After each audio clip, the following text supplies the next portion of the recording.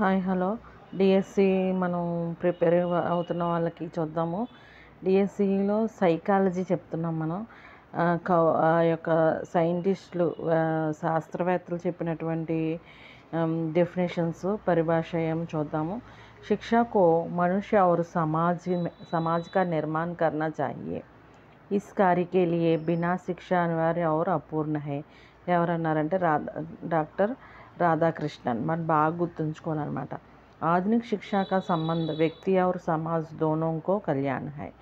ఇది ఎవరన్నారన్నమాట फ्रेंडसन ఏమన్నారు, आधुनिक शिक्षा का संबंध व्यक्ति और समाज दोनों को कल्याण से है. डनविल చూడండి, डनविल ఏమన్నారంటే आपके व्यापक अर्थ में शिक्षा में ये सब प्रभाव सम्मिलित रहते हैं. व्यक्ति पर उसके जन्म से लेकर मृत्यु तक पड़ते हैं. शिक्षा అనేది अपने व्यापक और अर्थ में शिक्षा में ये सब प्रभाव सम्मिलित रहते हैं जो व्यक्ति पर इसके जन्म से लेकर मृत्यु तक पड़ते हैं అని డమ్విల్ అన్నారన్నమాట. శిక్ష అనేది మరి జన్మ నుంచి మృత్యు వరకు కొనసాగుతూ ఉండే ప్రక్రియ అని.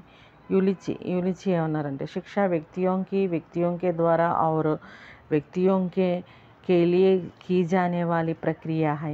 यह सामाजिक प्रक्रिया है.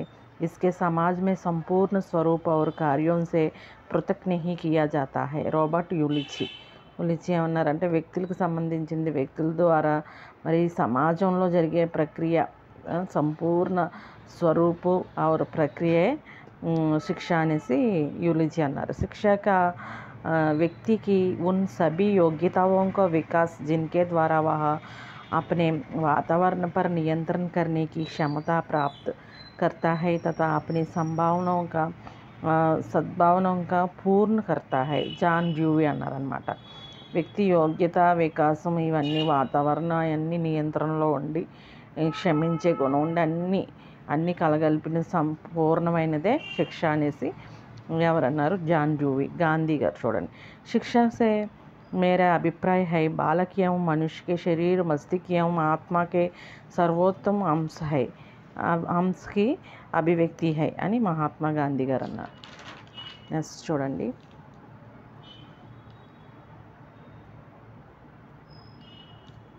मनोविज्ञान व्यवहार का विज्ञान అని ఎవరన్నారు చూడండి. व्यवहार का विज्ञान साइंटिफिक बिहेवियर ऑफ 20वीं शताब्दी आरंभ में मनोविज्ञान के अनेक अर्थ बताए गए हैं जिनमें सर्वस्व अधिक मान्यता इस अर्थ से दी गई है. मनोविज्ञान व्यवहार का विज्ञान. ఈ మనోవిజ్ఞానం వ్యవహార యొక్క విజ్ఞానం అని అనేక శాస్త్రవేత్తలు అన్నారంట. ఆ శాస్త్రవేత్తలు అందరూ కూడా అన్నవన్నీ మనం ఇక్కడ డెఫినేషన్స్ అన్నీ చూద్దాం. చాలా ఐఎంపీ అనమాట డిఎస్సి వాళ్ళకి. వాట్సన్ मनोविज्ञान व्यवहार का निश्चित विज्ञान है. Psychology is positive science of behaviour అని वाटसन అన్నారు. చూడండి, वुडवर्थ मनोविज्ञान वातावरण के संबंध में व्यक्ति की क्रियाओं का वैज्ञानिक अध्ययन है.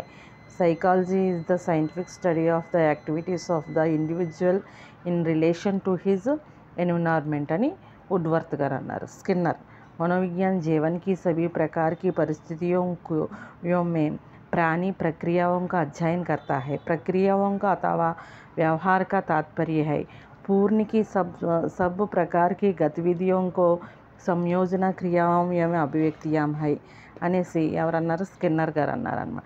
Psychology deals with response to any and every kind of situation that life presents by response of behavior is meant all forms of process adjustments activities and experience of the organism అని Skinner గారు అన్నారు. చూడండి, Woodworth గారు. सबसे पहले मनोविज्ञान ने अपने आत्मा का त्याग किया, फिर उसने अपने मन या मस्तिष्क का त्याग किया, उसके बाद उसके चेतना का त्याग किया. अब वह व्यवहार विधि को स्वीकार करता है. First psychology lost its soul, then it lost its mind, then it lost its consequences. It still has behavior of sort. Woodworth గారు అన్నారన్న.